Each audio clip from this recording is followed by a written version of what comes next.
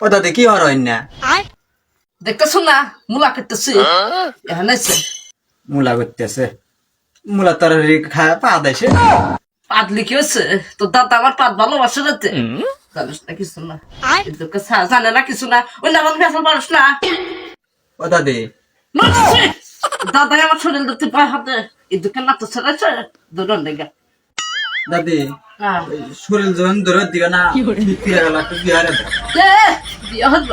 এদেরকে সাইছে বিয়ে হইব দেখ বিয়ে হইব তো বিয়ে করা এসেছে তো বাপের যা কোকা দাদির কাছে